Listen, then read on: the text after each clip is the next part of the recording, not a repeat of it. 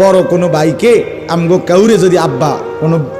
অপরাধের জন্য ফিডা দিবার লাগিয়া লাড়ি লইত, আমার সুডু মিয়া যে আতিক, তার অভ্যাস ছিল, তে ছোট ছিল, তে আব্বা লাঠি লইলে আমগো কারোরে মারতে বললে কাইন্দা দিত, হেইতে আগে কাইন্দা লাইত ও হইতো, অথচ তারে কিচ্ছু কয় নাই।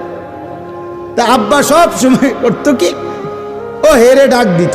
না না না না আব্বা তুই কান্দিস না, তুই আব্বার কাছে আয়, তুই আব্বার কাছে আয়, তোরে তো কিছু কই নাই, তারে না ধরছি। এইখানে কি হইল, এইখানে অর্থ হইল আল্লাহ তাআলা বলতেছে ইয়া আইয়াতুহান নাফসুল মুতমাইন্নাহ, আল্লাহর নেককার ইমানদার প্রশান্ত হৃদয়ের অধিকারী বান্দা যখন হাসরের ময়দানে ওই নাফরমানদের ফিডা বান্দা দেখবে, তখন না জানি অস্থির হইয়া যায় কিনা, পেরেশান হইয়া যায় কিনা। এই জন্য আল্লাহ তাআলা সাথে সাথে বলবে ইয়া আইয়াতুহান নাফসুল মুতমাইন্নাহ, হে আমার পবিত্র আত্মার অধিকারী ইমানদার বান্দারা,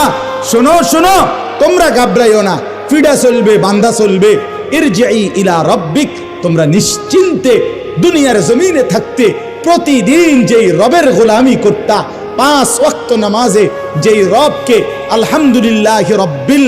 আলামিন সুবহানা রব্বিয়াল আজিম রব্বানা লাকাল হামদ সুবহানা রব্বিয়াল